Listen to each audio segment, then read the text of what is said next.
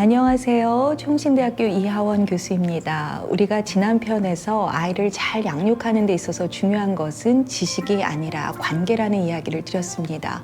그래서 그 관계를 애착으로 설명했었는데요. 그렇다면 자녀와 좋은 관계를 이루기 위해서는 어떻게 해야 할까가 우리의 화두가 될 것입니다.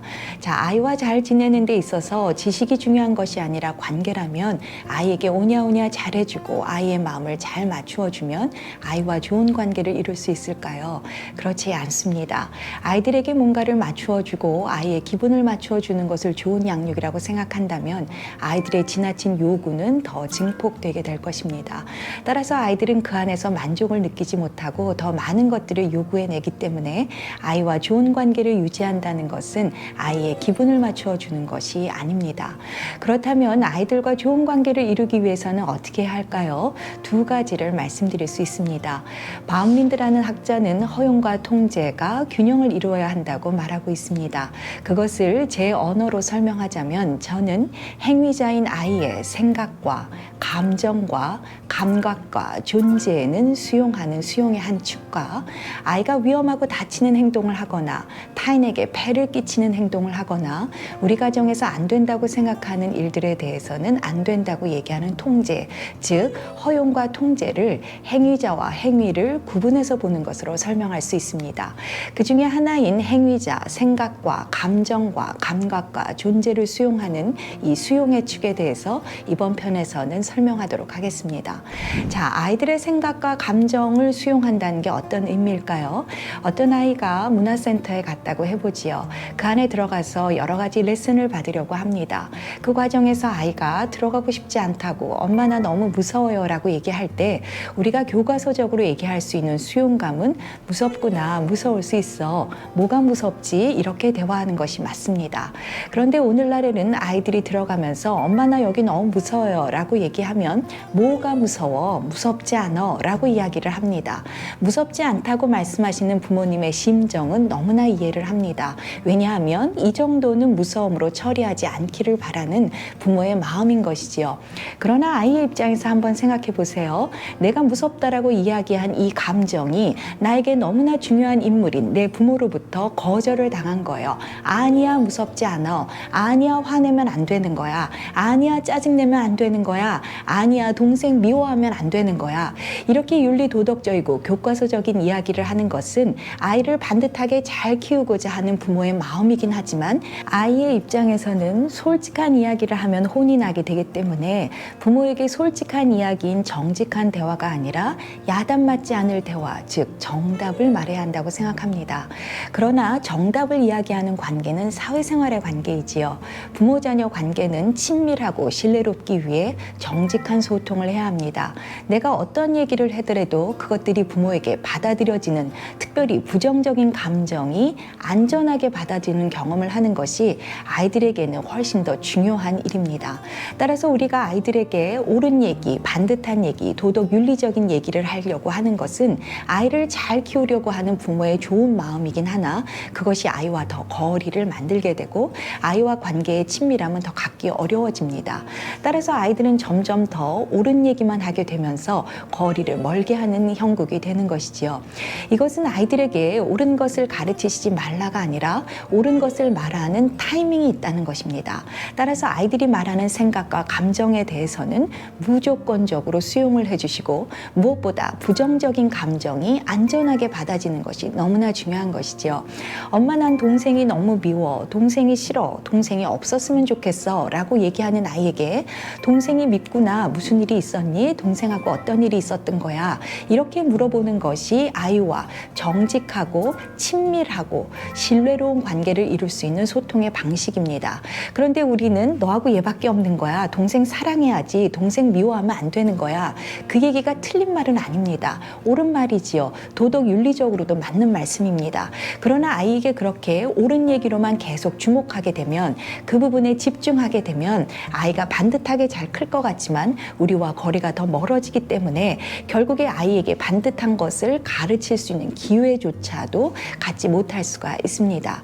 따라서 아이가 얘기하는 생각과 감정에 대해서 무조건적으로 수용해 주시는 것이 아이와 신뢰롭고 친밀한 관계를 가지며 아이의 문제 행동을 다루어 줄 수 있는 기회를 가질 수 있는 좋은 파운데이션, 밑바탕이 되게 됩니다. 또 한 가지가 있습니다. 아이에게 자꾸 아니야 라고 얘기하기 시작하면 아이들은 자기가 느끼는 생각과 감정이 뭔가 잘못된 것인가 라고 생각하게 됩니다. 그래서 인간이 자신 있게 자신의 삶을 잘 꾸려가는 데 있어서 가장 중요한 특징 중에 하나인 자기 신뢰, 즉 셀프 트러스트라고 하는 내 생각과 내 감정에 대한 믿음이 사라지게 되는 것이죠. 내가 느끼는 내 생각과 내 감정을 믿을 수 없다고 느끼는 아이들이 친구에게 가서 자신의 생각과 감정을 자신 있게 이야기하기는 어렵습니다. 너 때문에 화가 났어. 내가 속상해. 너가 먼저 거짓말한 거잖아. 이런 나의 생각과 감정을 씩씩하게 말해내는 데 있어서 어렸을 때부터 내 부모가 내가 말한 것들에 대해서 아니야 라고 얘기했기 때문에 내가 지금 느끼는 내 생각과 감정, 즉 슬픔과 화가 남과 우울함과 내 마음에 대해서 이것이 맞는 감정인가 맞는 생각인가를 아이가 혼란스러워하기 시작합니다. 따라서 아이들이 친구들과 좋은 사회성을 이루는 데 있어서 가장 중요한 요소인 내 생각을 좀 편하게 말하는 법을 잃게 되는 것이지요. 따라서 아이들의 생각과 감정은 무조건적으로 수용해 주실 필요가 있는 것입니다. 자, 또 하나 감각에 대한 수용이 있습니다. 밥을 먹을 시간이 됐다고 가정해 보지요. 식사 시간이 되었습니다. 부모가 아이에게 밥 먹자라고 얘기합니다. 그런데 아이가 와서 엄마 나 배 안 고파요 라고 말할 수 있겠지요. 그렇게 이야기한 아이에게 배가 안 고파? 그래도 지금 먹지. 나중에 또 한 번 차리기 좀 불편한데 이렇게 얘기해 주는 것이 교과서적인 답이라고 말할 수 있습니다. 그런데 이런 가정도 있습니다. 엄마 나 배 안 고파요 라고 얘기했는데 부모가 이렇게 말을 합니다. 너 지금 배고픈 거야. 너 지금 배가 고픈 거야 라고 얘기합니다. 아이는 아니에요 엄마 나 지금 배 안 고파요. 시계를 봐라. 작은 바늘이 6개가 있지. 넌 지금 배가 고픈 거야. 감각까지도 통제하고 컨트롤하고 수용하지 못하는 가정도 있습니다. 자, 감각을 통제하는 이유는 무엇일까요? 왜 부모는 아이를 통제하려고 하는 것일까요? 인간이 갖고 있는 심리학적인 굉장히 중요한 특징 중에 하나는 불안이 높으면 주변을 통제하려고 합니다. 아이를 통제하려고 한다는 것은 무조건적으로 수용하지 못한다고 하는 것은 사실 부모의 불안함을 투사하는 것이죠. 아이가 배가 고프고 아이가 뭔가 이야기하는 것들에 대해서 그대로 수용해 주는 것이 아이에게 훨씬 더 우리와 좋은 관계를 이루는 데 있어서 중요한 요소가 됩니다. 사실 그런데 이 모든 것들을 다 망라해서 가장 중요한 수용은 존재에 대한 수용입니다. 존재에 대한 수용이라는 것은 너의 어떠함과 무관하게 네가 내 딸이고 네가 내 아들이기 때문에 자녀라는 이름만으로 수용한다는 뜻입니다. 공부를 잘하고 건강하고 기질이 좋고 성격이 좋으면 너를 수용한다는 뜻이 아니라 네가 공부를 잘하든 잘하지 못하든 네가 기질이 좋든 좋지 못하든 성격이 편안하든 그렇지 않든 너의 어떤 모습과도 상관없이 넌 내 자녀이기 때문에 너와 나의 관계는 철회되지 않는다는 것이 무조건적인 수용의 존재적인 수용입니다. 이러한 수용감을 받은 아이들은 부모에 대해서 편안한 마음을 갖고 있기 때문에 부모와 정직한 소통을 통해 친밀함과 신뢰로운 관계를 맺을 수가 있습니다. 자, 그런데 여러분의 자녀가 이렇게 무조건적인 수용을 잘 받고 성장했는지를 간단하게 알아볼 수 있는 방법이 있습니다. 바로 아이에게 사랑한다라고 얘기했을 때의 아이의 반응입니다. 아이에게 사랑해라고 얘기했을 때 사랑을 사랑으로 받는 아이들이 있습니다. 저도요, 저도 사랑해요 내지는 뿌잉뿌잉 사랑을 사랑으로 받습니다. 이런 아이들은 무조건적인 수용을 잘 받은 아이들입니다. 그런데 이런 아이들이 있습니다. 민철아 사랑해 라고 엄마가 얘기했습니다. 그런데 아이가 이렇게 얘기하는 겁니다. 왜요? 이유를 묻는 아이들이 있습니다. 이유를 묻는다는 것은 무엇을 의미하는 것일까요? 내가 사랑을 받는 데 있어서 조건이 그동안 필요했다는 거예요. 내가 지금 밥을 잘 먹는 것도 아니고 동생을 잘 케어해 주는 것도 아니고 친구하고 싸운 것도 아니고 시험 성적이 좋은 것도 아닌데 어찌하여 나한테 사랑한다고 말씀하세요 라고 얘기하는 것이지요. 이런 아이들은 기본적으로 conditional love입니다. 조건에 의해서 사랑을 받았다는 것이지요. 조건적인 사랑을 받은 아이들은 내가 그 조건에 표현에 부합하지 않으면 내 부모가 나를 사랑하지 않고 날 수용하지 않는다고 생각하기 때문에 심지어 관계가 철회된다고 생각합니다. 관계가 철회된다는 말은 내 부모가 나를 사랑하지 않고 나를 미워하고 종국에는 나를 버릴 수도 있어 라고 생각하는 것이지요. 어린이집에 다니는 어떤 한 아이가 아침에 일어나서 엄마에게 쓰레기통을 들고 왔습니다. 엄마, 나 오늘 버릴 거죠? 내가 널 왜 버리니? 어제 내가 밥을 안 먹었잖아요.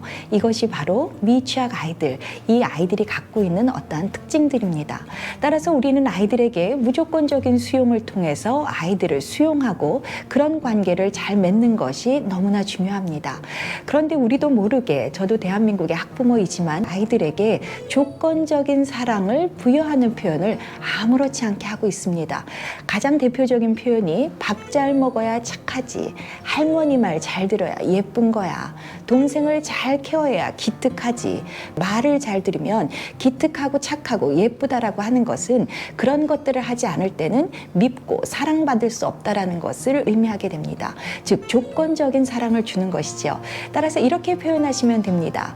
우리 아들에게, 우리 딸에게 네가 밥을 잘 먹든 먹지 않든 사랑해. 네가 바지에 오줌을 싸든 싸지 않든 사랑해. 네가 친구하고 사이좋게 놀든 놀지 않든 사랑해. 네가 어떠한 행동을 해도 어떠한 행위와 무관하게 너는 사랑받는 내 딸이야. 너는 사랑받는 내 아들이야. 이것이 바로 무조건적인 사랑입니다.